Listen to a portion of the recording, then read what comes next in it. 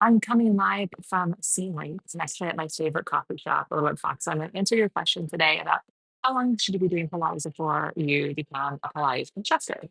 So we always answer your questions that you put in the chat on our actual Sundays. Usually it's at 9 a.m. Pacific time, but obviously it is 7 p.m. Pacific time yesterday for you. So anyways, I'm excited to chat about this. And if you have questions as I'm talking about it, please feel free to toss them below so that we can have a conversation that actually really supports you and helps you get the most out of this. Uh, yep, I can hear. Okay, I'm making sure I have all the sound on, clearly by myself and not in my normal um, not my normal thing. So Brad's also on to help drop some links. So okay, how long should be doing Pilates before you become a Pilates instructor? I love this question. And it clearly shows that you are someone who is like really passionate. You can understand that this is a career, this is a system, and there's a lot that goes into it. Before I actually talk about that, I just want to say, if you want to come and see me with me, I will bring you to this beautiful coffee shop and I will take you to all the temples. Brad will be here. You can stay at our house. We do Pilates every day and a key part of your journey. It is for people who love Pilates, are interested in Pilates, or are Pilates teachers. So definitely, and it's today through Sunday, it is 20% off this retreat. So there's an actual early bird special going on. Hello, Heather. Thanks for being here. Okay, so let me pull up my notes on this because this is a really it's important that I feel like you get as much information about this industry from this question as possible. So no one actually regulates the Pilates industry. In fact, there's a lot of industries that are not regulated. Life coaching is very similar. No one regulating it. So there is not any like set rules that all training programs actually have to follow. There are guidelines. There are groups out there who are saying like every training program should have this, or every training program should have Y. But the truth is that like they're just guidelines that everyone is like loosely using, right? And so some programs will actually have rules, like you have to go to so many classes or have been doing Pilates for so many months before you can sign up for the training program. I love those. That actually shows to me that they're not about making the money specifically, because actually they're making the runway longer for people to actually become a Pilates instructor if they have rules like that. So my first training program that I ever did, I had to have done like I think like I want to say like 20 something classes and at least 6 months of Pilates. So I loved that. I think that something like that is really important. And I also would be like signed off on by teachers to actually sign up for the program. So I thought that that was really, really good. But a lot of programs today do not have rules like this anymore. In fact, you can have just been like, oh, my friend loves to go to Pilates and loves to teach it. And I hear like there's a bunch of studios opening in town and I want a good job. So you could just go and sign up, right? Hi, Christine. And I'm torn on this. I think it's really important that I'm honest with you guys. Like the reality is like studios need teachers. They really, really do. But unfortunately, a lot of teachers are getting trained really, really quickly. And because they don't have months or years of Pilates experience as a client, it's affecting the industry. I think it's actually affecting the way that people teach. It's affecting the way that people um, understand Pilates for their body, because if the person who's teaching them had very little experience before going in, and then they're taught the exercises really, really quickly, there's just not as much understanding of like, how did the body learn this? What do they need to have in order to do these exercises? And so the truth is that I would love for you to have several months of Pilates experience under your belt before you go into a training program. But and I think you would love that too. I think it'd be less overwhelming if you have felt these exercises in your body. It's going to feel less like a memorization for your brain and more like coming from your body as you teach it, right? Coming from your own connection to the method. So, but if that isn't what's going to happen, if you're watching this, you're like, Lesley, oh my God, I like took one class and I signed up for the training because I loved it so much. Like I did it wrong. You didn't do it wrong. But my other worry is that like people like you who are so passionate about doing it, who have less experience with the practice, will wait until dates that I've suggested, and then the world misses out on a very passionate teacher.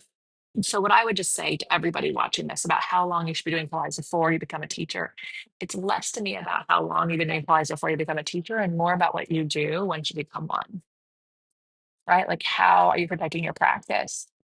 How often are you doing Pilates? If you're telling people they need to do Pilates 3 and 4 times a week, how often are you?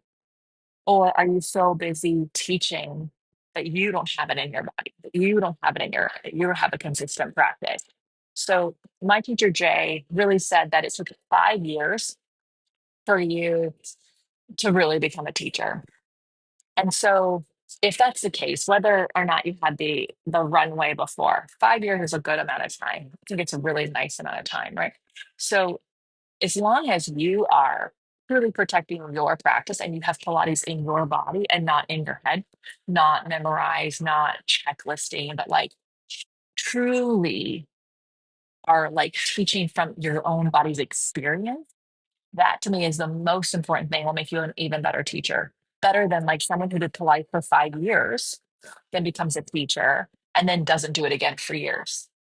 I think that like the person who continues to protect their Pilates practice will be a better teacher in the long run, no matter what their runway was. So before I go, what I want to leave you with is actually some tips on how to pick a program that actually makes sure that you are learning the most that you can learn and becoming an amazing teacher while doing it. So I have a book, by the way. It's called Prof Applies Everything But the Exercises. And it actually does lay out even more questions to ask, even more things to consider. And also like things that you want to like ask the teacher training program they're talking to. So one, I would make sure that it's a comprehensive program. And if you're not starting with the comprehensive program, you're starting with the MAT program, that you could easily upgrade to the comprehensive program if you decide to down the road. That was my case. I couldn't afford a comprehensive program when I first started. I started with the MAT program, and and and then a year later I added on the comprehensive, and it was easy for me to do, right? So I would just say, like, if you can't do it in a comprehensive program, make sure that they do have that and you're not having a piecemeal this program together with this program, right?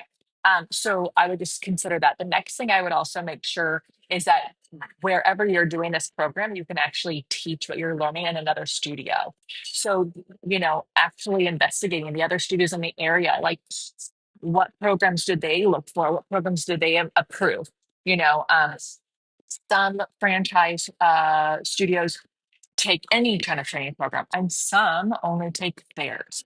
So you want to make sure that you are going through a program that actually could uh, let you teach anywhere. Because you might move, or you might not like the place that you're learning from, right? I see some amazing questions coming up. 1 second, I'll get to those.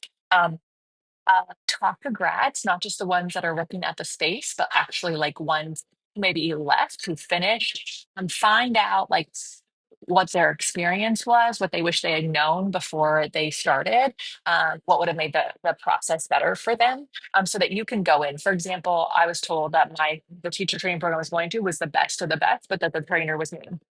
And so I went in knowing that she was kind of a bully, which really helped me get through it, right? Not that I condone that. I would never send anyone to her, but at the time there was no other place to go. And so it was just nice to know, like, I'm going to be a good teacher, but it's going to be a hard thing, right? Um, and then truly make sure that you choose your mentor. Your mentor might not be someone who is in the program that you're learning from, but you find someone that you really love to learn from, and then you can protect your practice with, because there is a difference between being a student and then being an apprentice, and then being a new teacher.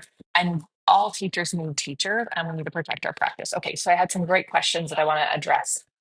So Heather said she knew in less than 6 months that she wanted to teach, but waited about a year and a half before it started her teacher training program. Um, the program didn't have those requirements, but it's got yeah, I think like I think every program's gonna have different things there.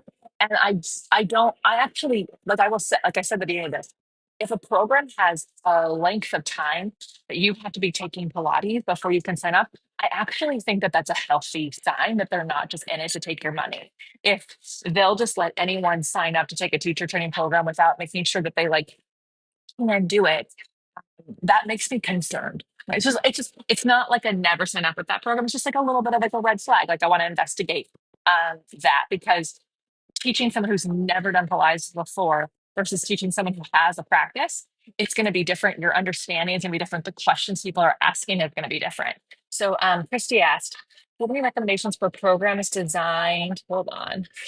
Programs designed for people who don't want to be teachers but want to learn all of the book learning experience with all the exercises in a teacher program. You know, Christy, there really there isn't one. There isn't one that I know of. Like every program is going to teach you how to teach this stuff. But I would just say like uh I would find a program that you really like. Like if you go, I love teacher A over here. I love the way she teaches. I love the way that it sounds. Like I feel like she's talking to me. Da, da, da. Like I would go through her program and then don't worry about the tests. Who cares? um, but the other thing that you can do, like just like a little shameless plug, is like if you are an OPC member, we literally make a theme every single week of our classes that helps you understand like well it's the same kind of order every week omitting certain exercises based on the theme you were learning exercises with a different lens so you can really nerd out you could truly become like your own teacher just from little OPC classes based on the way we think so I'm just going to say like that's what I would suggest but I don't know of any program that's just for clients who know better their body other than like have a home practice have a studio practice have like a consistent private session where you can ask questions. If you're an OPC member, you can actually submit videos of you doing an exercise and I'll give you personalized feedback. So you can really nerd out that way as well. So you can kind of cobble together a truly great um, study program for yourself and like be selfish about it. I love that for you. Um, okay, yeah, of course. Okay, perfect. All right, guys, this is so fun. Thank you so much for being here. I know it's not my normal background. Christy, you can come to Cambodia with me and we can nerd out about the mat work together. We also do breath work. We do some really great workshops on our life, visualization, manifestation, just truly like retreating from what's going on in the world. Do you guys go to crowsnestretreats.com if you would like to get the early bird discount on our October retreat. I do not have 2026 dates yet. I don't know when we'll be able to plan those. We're really focused on 2025. And I can't wait to take off the retreat that we have here, but October is going to be beautiful. October is after the rainy season, so everything is green and lush and all the waterways are full. And so when we go to the lotus farm, we get to go boating through the lotuses. It's just truly epic and amazing. So crowsnestretreats.com is where you can sign up for our retreats. And if you would like to, whether you're a teacher or not a teacher, if you'd like to have um, access to a Pilates community and classes that truly nerds out, but for you, like we literally, if you're a teacher, you only can ask questions about your practice, can't ask questions about other people's practice because it's all about the your body and your connection to the method. You can go to onlinepilatesclasses.com/YouTube and try OPC out for 40 days for $40 and come to a live class every month. You can submit video of you doing an exercise, get feedback on your form. There is no guessing. Christine Eshen, you've got to come. You gotta come. You gotta come to Cambodia. You would love it. It's so, so, so amazing. So, anyways, loves, thank you so, so much. I'm super, super excited to have you, and we're gonna have an amazing retreat here. I'll be back live next Sunday. It'll be at this time again because we'll still be in Asia, but it'll be at the end of our retreat right before we go home. Have an amazing day. Bye.